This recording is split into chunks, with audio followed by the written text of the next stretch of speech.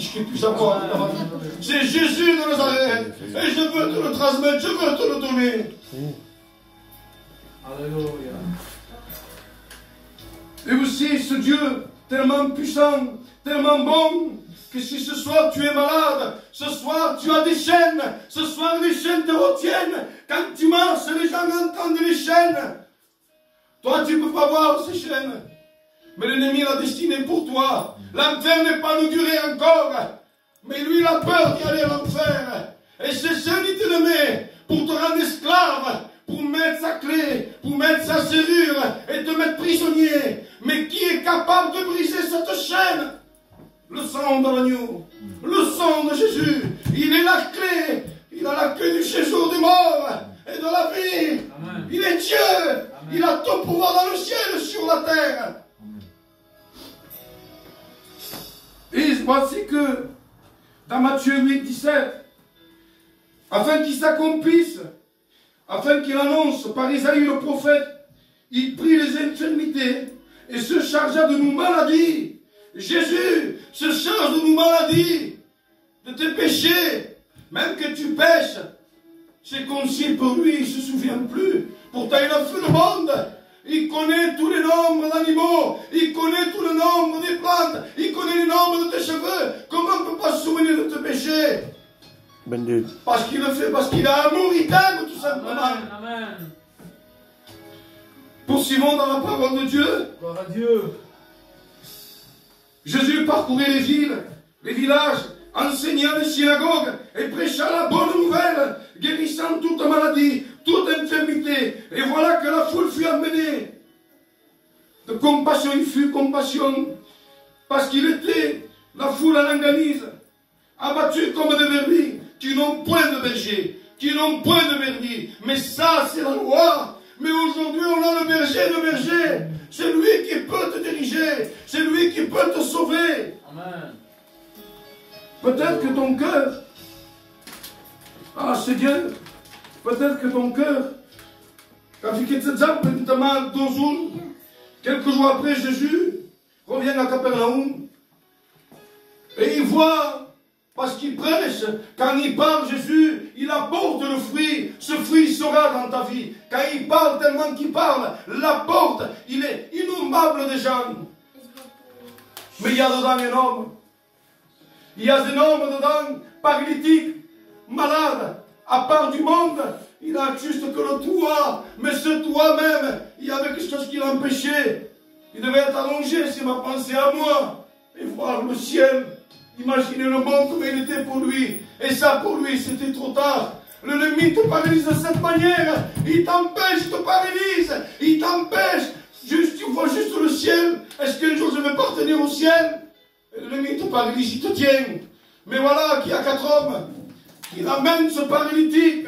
Ces 4 hommes, ce sont les 4 évangiles que vous attendez de tout temps. C'est l'évangile de Matthieu, c'est l'évangile de Marc, de Luc et de Jean. Ces évangiles, vous l'attendez toujours. Depuis tout le temps, nous avons grandi là-dedans. Et c'est pas pourtant que vous êtes. C'est pas pourtant que vous êtes sauvés. Parce que vous n'acceptez pas Dieu. Et mon but, c'est de vous faire accepter Dieu. C'est tout. Et voilà que le miracle, il vient. Il monte par le toit. Et moi, je compare comme ton cœur. Que ce soir, tu n'as pas reçu le toucher de Dieu. Parce que tu te sens abandonné. Parce que tu es incapable.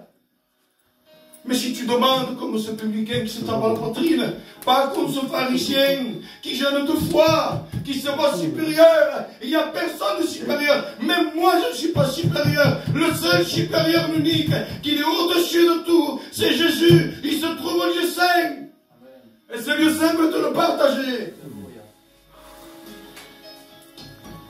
Et il dit, simplement 2 paroles, lève-toi, marche et prends ton lit et retourne dans ta maison. Dans la maison de ton père, il y a le pain en abondance. Dans la maison de ton père, il y a le pain en abondance. Pourquoi alors chercher notre pain étranger? Pourquoi aller dehors? Il n'y a rien dehors. Viens, refuge-toi sous ses ailes et tu auras la protection divine. E da Marc, tirei pas 6 minutos mais. Et dans Marc, au chapitre 8, 22, après ça, on amène un homme qui les aveugle, et il a permis de le toucher, sans savoir qui c'est, sans savoir qui c'est avec qui il parlait. Mais c'était la vue qui parlait. Ah, c'était l'éclatant de sa vie qui parlait. Au moment qu'il le touche, au même qu'on le toque. Hein. Est-ce que c'est joli? Non. Parce que quand même. Ben hommes comme arbres, ils voient des hommes comme des arbres marchant. Ah, ils déforment tout l'ennemi sur tout le passage. Mais de nouveau, il impose les mains et avant cela, il le fait sortir de sa destinée. Il le fait sortir de son passé. Il met son passé en arrière. Il efface son péché. Et il va avancer dans une nouvelle direction. Dans sa propre vie. Dans son propre chemin. Pourquoi cela? Pourquoi cet homme reprend la vue? Parce que Jésus, avec sa salive, moi je compare sa salive comme l'eau de la vie. Celle qui est à l'intérieur de nos jaillit au plus profond jusqu'à l'éternité. Et surtout ce soir, et pour toi. Alors cet homme est guéri. Encore Jésus prend un homme. Dans Marc au chapitre 7, 31. Gaf un homme sourd. Pour passer par là. Mout. Au gaf. Il le fait sortir du village. Il ne veut pas le condamner. Il le fait sortir du village. Et il lui parle. Il dit où? Il pose las mans a les oreilles. Il tourne que fa, tourne. Il prend sa salive, et il le met avec respect. Et la parole de Dieu. Il y met sa main, sa salive, où il y a sa langue. En voulant dire, tu as soif. Les hommes n'ont pas pu te donner de l'eau, mais moi j'ai de l'eau de la vie à te donner. On va prendre un exemple sobre una dona que és una dona de temps, une femme qui est courbée. C'est une femme pendant 18 ans, il est dans sa souffrance, est courbé. Il faut le monde à toi, t'écrases, tu es courbé, et tu ne sais pas comment t'en sortir. Mais rappelle-toi-en, toi que tu es fatigué, chargé, son joug pour lui est léger, son fardeau est léger, et il porte son joug. T'esperavais pour toi, anat à la creu pour tout. Anat à la creu pour tout, Seigneur Christ. Que t'esmeres de demanar. I que està donant un moment que dins la sinagoga s'atrapa, dins de Luc 13:10. Ah Seigneur, il vit une femme, il a pris, il était infirme depuis 18 ans, il était courbé, il ne pouvait plus. Pour dire, pas je le fais, mais Jésus te compassion. Jésus sempre hi ha el bé de Jésus. Hi ha el bé, aquest bé que salva. És pas un bé d'home per condenar, és un bé per salvar. Et je vais aller à ma conclusion, n'est-ce pas? À peine tu y as masse. Elle est, à qui se donne que ce courvade, Dieu la touche, et il est guéri. À l'instant même, il est guéri. Ah, il y avait un homme à la croix. Écoutez bien cela. Il y avait un homme qui l'ont courbé les mains. Tu étais encore courbé. Ils l'ont labouré. Ah, son dos était labouré. Comme un champ labouré. Ses pieds transpercés. Tu étais courbé encore. Ils l'ont battu. Ils l'ont mis une couronne d'épines. Tu étais courbé.